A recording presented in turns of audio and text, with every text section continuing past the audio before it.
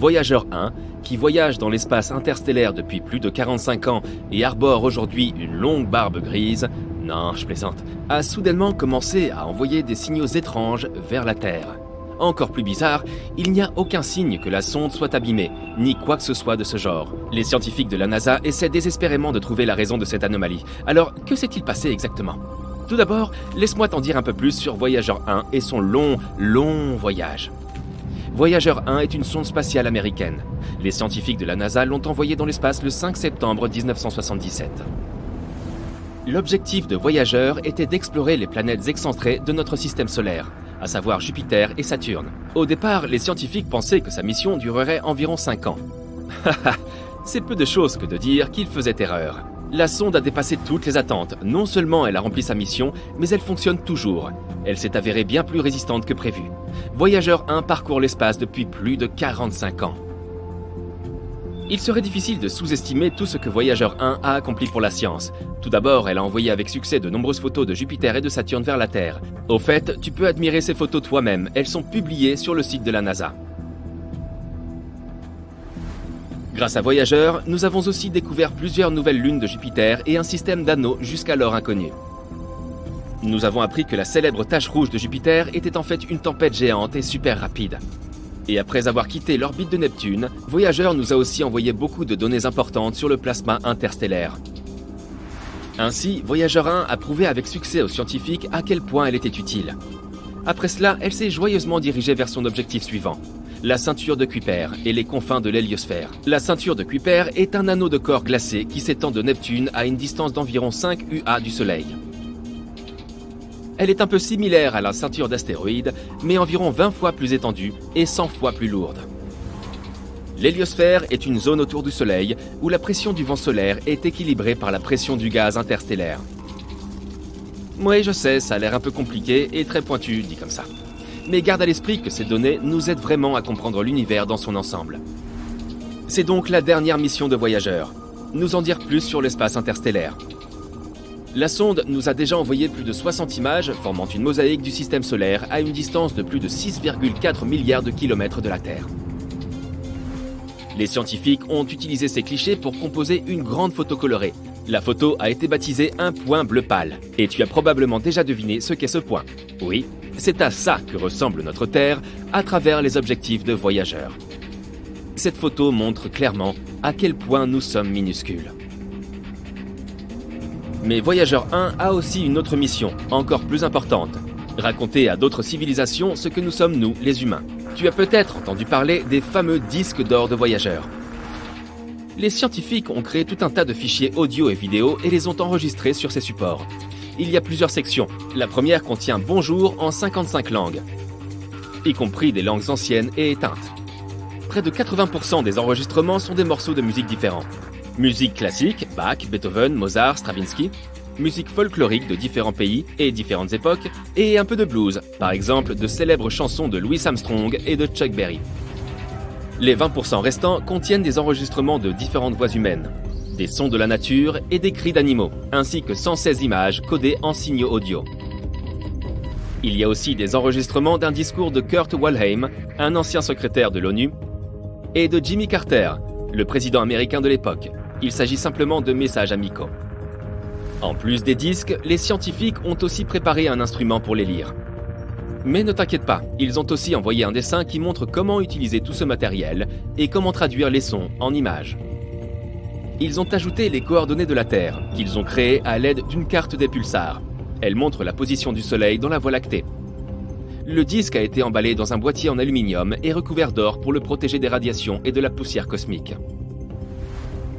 Avec cet enregistrement, Voyager 1 a entamé son long voyage. Elle a déjà parcouru une sacrée distance. En ce moment, Voyager 1 se trouve à 154 unités astronomiques de nous, ce qui représente environ 23,3 milliards de kilomètres. Cela en fait l'objet de fabrication humaine le plus éloigné de la Terre. Avant, c'était la mission Pioneer 10 qui détenait ce record, mais Voyager l'a dépassé en 1998. Quelle bonne affaire pour la NASA, elle a largement dépassé sa date de péremption. Voyager 1 est en fait si cool qu'elle a même surpassé sa sœur jumelle, Voyager 2, qui, soit dit en passant, avait été envoyée dans l'espace 2 semaines plus tôt. Voyager 1 se déplace à une vitesse de 17 km par seconde. ce qui représente 56 000 km/h. Pour comparaison, la voiture de sport la plus rapide du monde ne se déplace qu'à 491 km/h. Il est donc difficile de concevoir la vitesse de Voyager. Quoi qu'il en soit, en ce moment, Voyager se dirige vers les frontières du nuage de Oort. C'est le nom d'une couche hypothétique d'objets glacés entourant le système solaire. Les astronomes n'ont pas encore confirmé son existence, mais ils sont presque sûrs qu'il est là. Après tout, les trous noirs eux-mêmes n'étaient qu'une théorie il n'y a pas si longtemps encore. Malheureusement, Voyager 1 ne reviendra pas dans notre système solaire. Elle restera en contact avec la Terre au moins jusqu'en 2025. Puis finalement, le contact sera perdu pour toujours. Dans 300 ans, elle atteindra les frontières du nuage de Oort. Et dans 30 000 ans, je ne serai plus là, moi, elle quittera enfin le système solaire. Enfin, si rien ne lui arrive en cours de route, 10 000 ans après ça, Voyager 1 s'approchera de l'étoile naine rouge Gliese 445, située dans la constellation de la Girafe. Ensuite, la sonde continuera probablement à se balader dans la Voie lactée. Et maintenant, parlons enfin de ces mystérieux signaux. Alors, que s'est-il passé ? Eh bien, une chose plutôt inhabituelle. Le Jet Propulsion Laboratory de la NASA, qui surveille et contrôle les deux voyageurs, a signalé ce problème en mai 2022. Notre vieille sonde spatiale a soudainement commencé à envoyer des données étranges vers la Terre. Cette situation laisse même les ingénieurs de la NASA perplexes. Je parie que tu te dis « Oh, elle est probablement simplement tombée en panne » ou quelque chose comme ça. Mais la vérité est que Voyager 1 va très bien. Elle fonctionne comme d'habitude, reçoit et exécute les commandes envoyées depuis la Terre et continue de collecter et d'envoyer des données scientifiques. Mais les relevés de l'AACS, qui signifie sous-système de contrôle d'attitude et d'articulation, ne nous montrent plus dans quel état se trouve réellement Voyager. Ce système assure l'orientation de la sonde dans l'espace et l'aide à rester en contact avec la Terre. Donc en gros, ces signaux signifient que l'orientation de la sonde dans l'espace est perturbée. Mais les scientifiques affirment que ce n'est pas le cas. Ils savent que la source du signal, l'antenne, se trouve dans la même position par rapport à la Terre que prévu. Le problème n'a déclenché aucun des systèmes de protection contre les défaillances. La sonde n'est même pas passée en mode sans échec. Alors, qu'est-ce qui se passe au juste dans l'univers ? Suzanne Dodd, la responsable du projet, affirme que le problème n'est en fait pas si inattendu. Après tout, Voyager 1 a déjà 45 ans. L'experte admet que ce qui arrive à la sonde reste un mystère pour eux. Ils ne savent pas exactement d'où proviennent ces données incorrectes.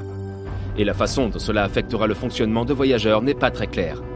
Elle ajoute cependant que ce n'est pas si surprenant que cela, étant donné que la sonde se trouve dans l'espace interstellaire. Le niveau de radiation y est très élevé. Aucun vaisseau spatial n'a jamais atteint ce point auparavant. Les scientifiques de la NASA disent qu'ils vont continuer à surveiller de près les données provenant de Voyager 1, jusqu'à ce qu'ils trouvent le problème. S'ils le trouvent, l'équipe directrice essaiera de le résoudre. Sinon, ils devront s'adapter à ces nouvelles conditions. Mais il se peut que la seule compréhension du problème ne suffise pas vraiment. Il faut pas moins de 20h33 pour recevoir un signal de Voyager. Et il faut le même temps pour y répondre. Au moins, la deuxième sonde, Voyager 2, va très bien. Même si elle se trouve aussi actuellement dans l'espace interstellaire à une distance de 19,3 milliards de kilomètres de la Terre. Quoi qu'il en soit, nous ne pouvons qu'attendre des nouvelles et espérer que le problème sera résolu. En fait, je me demande combien de temps Voyager 1 va encore durer. Sera-t-elle capable de voler jusqu'aux frontières du nuage de Oort dans 300 ans ? Et toi, qu'en penses-tu ? Donne-moi ton avis dans les commentaires. Des sons étranges et inhabituels sortis de nulle part se répandent dans toute notre galaxie, se répétant constamment, et nous n'avons jamais rien entendu de tel auparavant. Les scientifiques l'ont découvert en 2020 et cela ne ressemblait à aucune des autres signatures énergétiques qu'ils avaient déjà étudiées. Des signaux radio clairs et puissants se produisent de temps à autre et disparaissent mystérieusement en l'espace d'une journée. Cela ne correspond au profil d'aucun corps spatial que nous connaissions.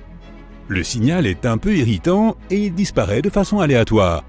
Lorsque les scientifiques ont essayé de faire correspondre le signal avec les observations d'autres télescopes, il avait disparu. Les étoiles de faible masse émettent parfois des ondes radio, mais pas ici car leur équivalence s'exprime surtout en rayons X. Les étoiles effondrées très denses comme les pulsars et les magnétars ne constituent pas non plus une explication possible. La solution la plus proche qu'ils aient trouvée est une classe mystérieuse d'objets que nous connaissons sous le nom de source radio du centre galactique, GCRT. Il s'agit d'une source radio qui brille et s'illumine rapidement. Elle se désintègre près du centre de notre galaxie et pourrait nous aider à percer les mystères de l'univers. Si tu avais une voiture volante capable d'accélérer à la vitesse de 95 km/h, tu n'aurais besoin que d'1 heure pour aller dans l'espace. La Lune est un peu plus loin, 400 000 km, soit environ 10 fois la circonférence de notre planète. Cela signifie qu'un voyage sur la Lune reviendrait à faire le tour du globe 10 fois de suite, ce qui prendrait moins de 6 mois. Un voyage vers Pluton prendrait plus de 800 ans. Proxima b est la voisine semblable à la Terre la plus proche que nous ayons. C'est un petit monde rocheux qui tourne autour de l'étoile voisine la plus proche de notre Soleil. Elle tourne autour de la zone habitable de son astre, une zone suffisamment éloignée de toute autre étoile pour que les conditions y soient modérées. Ni trop froide, ni trop chaude, et pour que l'eau liquide puisse exister, du moins hypothétiquement. Si tu essayais de te rendre sur Proxima b à une vitesse de 40 200 km/h, ce qui est la vitesse des fusées lunaires Apollo, il te faudrait plus de 112 000 ans pour y arriver. Et tu ne pourras peut-être pas respirer là-bas. Personne ne sait si Proxima b possède une atmosphère. Les humains explorent l'univers en permanence, mais nous ne pouvons voir qu'environ 5% de la matière qui s'y trouve. Et Albert Einstein a été le premier à réaliser que l'espace vide n'est pas vraiment vide. Tout ce que nous ne pouvons pas voir est en fait composé de matière invisible, aussi appelée matière noire, combinée à une chose appelée énergie noire. Si tu essayais de verser de l'eau dans l'espace, en dehors d'un vaisseau spatial bien sûr, elle se mettrait immédiatement à bouillir ou à s'évaporer. C'est parce qu'il n'y a pas d'air ni de pression atmosphérique dans l'espace. Lorsque la pression de l'air diminue, la température à laquelle tu dois normalement faire bouillir l'eau diminue également. Cela signifie que l'eau bout beaucoup plus vite au sommet d'une montagne qu'au niveau de la mer par exemple. Il n'y a pas de pression atmosphérique dans l'espace. L'eau pourrait donc bouillir à une température très basse. Les scientifiques pensent qu'il y a au moins 2 milliards de galaxies dans l'espace. Nous ne connaissons pas le nombre réel et nous ne le connaîtrons probablement jamais, mais ils ont essayé de le calculer par extrapolation en comptant le nombre de galaxies que nous pouvons voir dans une zone assez petite et restreinte du ciel. On pourrait croire que l'univers est parsemé d'étoiles et de quelques planètes ici et là, mais notre galaxie natale compte au moins 100 milliards de planètes. Si tu remplis un ballon d'hélium et que tu le lâches, tu remarqueras qu'il volera très haut. Il montera dans l'atmosphère, mais n'ira pas dans l'espace. Plus il monte, plus l'air de notre atmosphère se raréfie. Ton ballon s'élèvera jusqu'au point où l'atmosphère qui l'entoure a le même poids que l'hélium qu'il contient.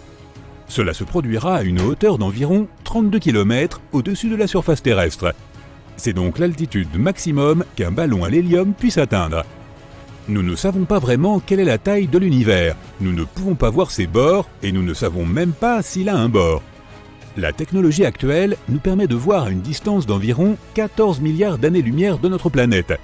Cela signifie que nous pouvons voir environ 28 milliards d'années-lumière de diamètre, en commençant par la couche la plus externe de notre atmosphère, qui se termine à environ 960 km au-dessus de la surface de notre planète. Quoi qu'il en soit, la taille de l'univers change constamment et s'agrandit avec le temps. Mercure est la planète la plus proche du Soleil, si bien que la plupart des gens pensent que c'est aussi la planète la plus chaude. Pourtant, c'est Vénus qui détient ce titre. C'est la deuxième planète la plus proche de notre étoile centrale, environ 30 millions de kilomètres plus loin du Soleil que Mercure. Mais Mercure n'a pas d'atmosphère. Or, cette dernière agit comme une sorte de couverture chauffante qui aide à maintenir la chaleur provenant du Soleil. Vénus a une atmosphère étonnamment épaisse, environ 100 fois plus épaisse que celle de la Terre. Son atmosphère ne laisse pas sortir la chaleur, elle la conserve et rend Vénus de plus en plus chaude. De plus, elle est principalement composée de dioxyde de carbone, qui laisse librement entrer l'énergie solaire. Mais il est moins transparent et perd donc moins les radiations à grande longueur d'onde émises par la surface chaude. La température moyenne y est d'environ 468 degrés Celsius, ce qui est assez chaud pour faire fondre l'étain. La température maximale sur sa voisine Mercure est de 427 degrés Celsius. Dans environ 2 milliards d'années ou plus, il fera bien trop chaud pour que la vie puisse exister sur notre précieuse planète. Au fil des centaines de millions d'années à venir, notre Soleil continuera à être de plus en plus chaud et brillant.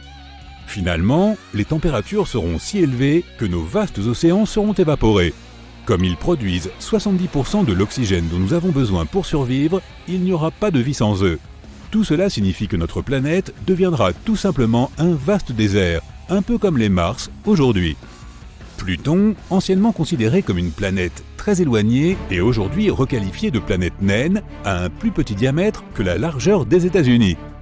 La plus grande distance du Maine à la Californie du Nord est d'environ 4700 km, alors que le diamètre de Pluton n'est que de 2371 km.